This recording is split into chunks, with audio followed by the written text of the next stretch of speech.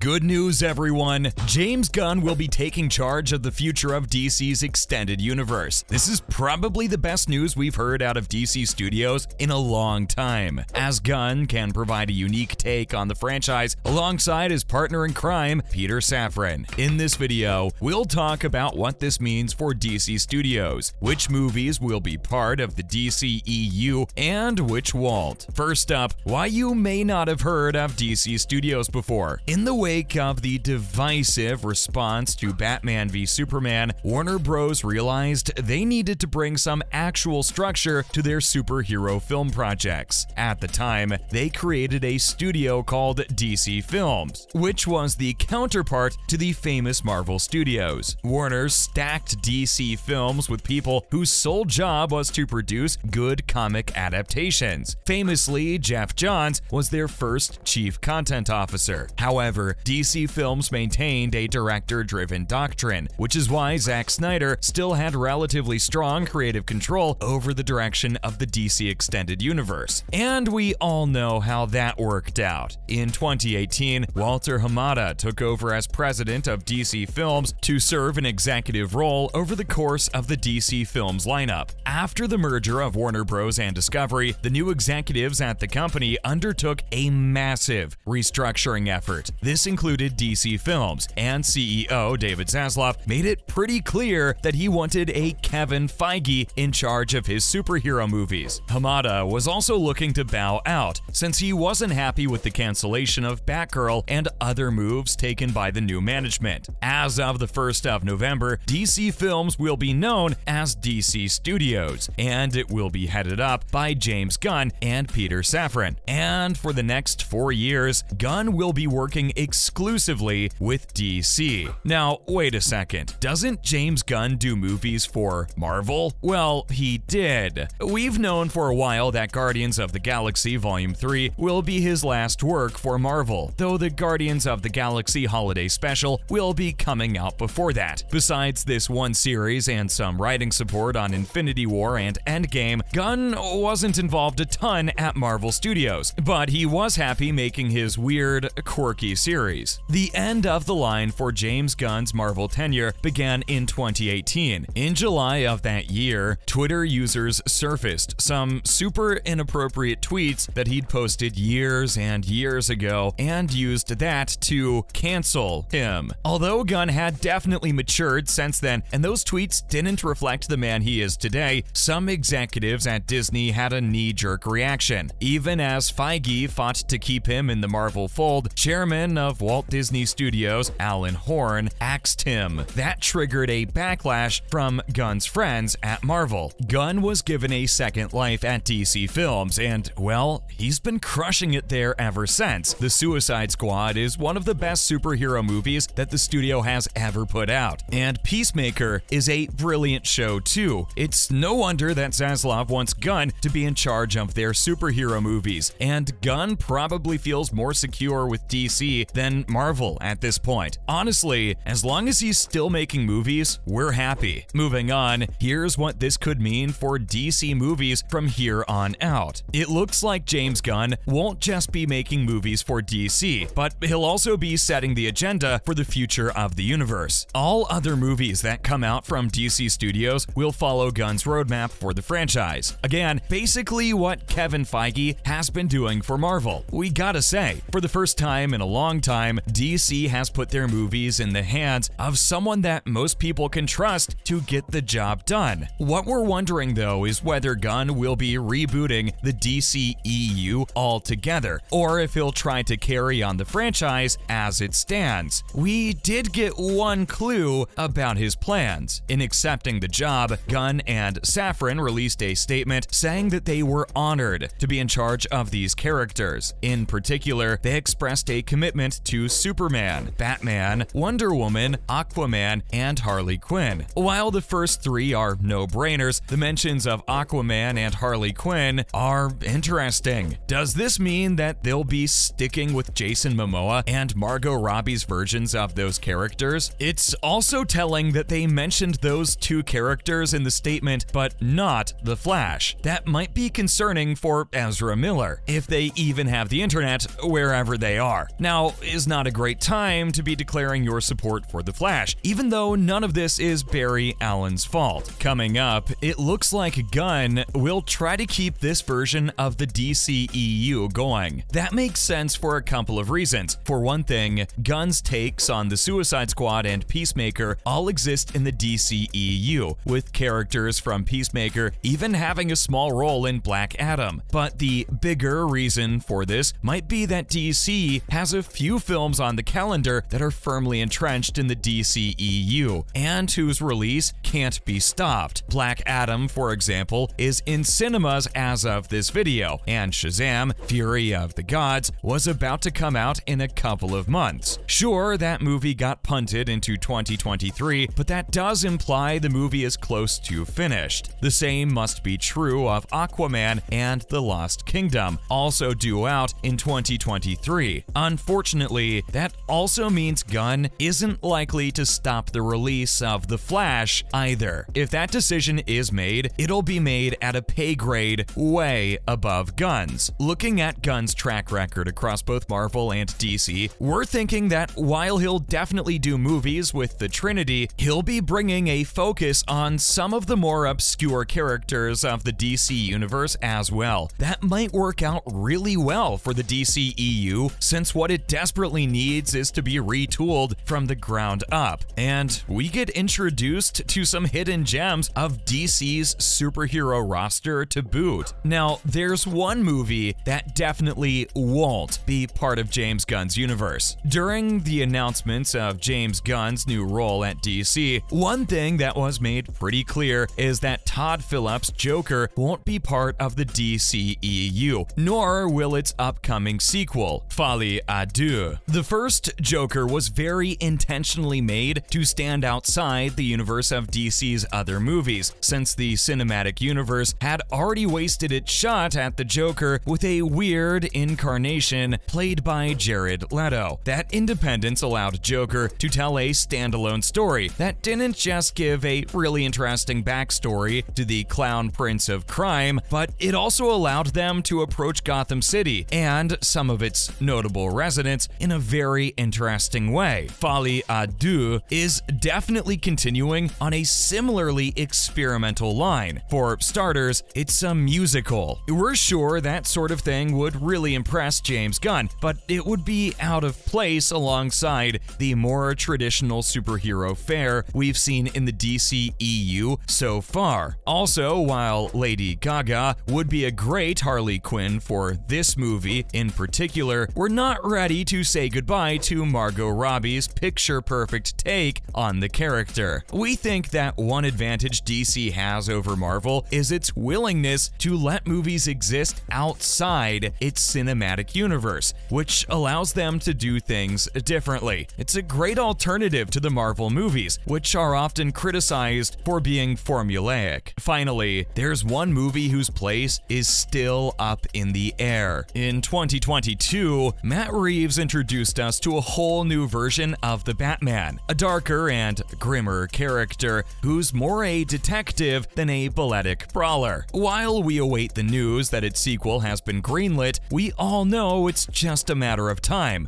What we don't know is where this Batman fits in the landscape of DC's movies. At first, Reeves announced that the Batman was the beginning of a pocket universe. There were also a bunch of spin-offs that would dive into various aspects of this murkier Gotham, including one dedicated to Colin Farrell's Penguin. But that was all before the merger with Discovery, and for all we know, the plans might get shaken up. There are some difficulties in merging this Batman into the DCEU. We've already seen that universe's Gotham City, and it looks pretty darn similar to the one in Nolan's trilogy. Basically, it just looks like a city. Reeves' Gotham, on the other hand, looks like a midnight hell on Earth. Also, we know that the DCEU Gotham is a hop, skip, and jump away from its metropolis, so it's hard to believe that Superman never bothered to intervene in Gotham's crisis with the Riddler, especially since, as of Justice League, he's friends with Batman.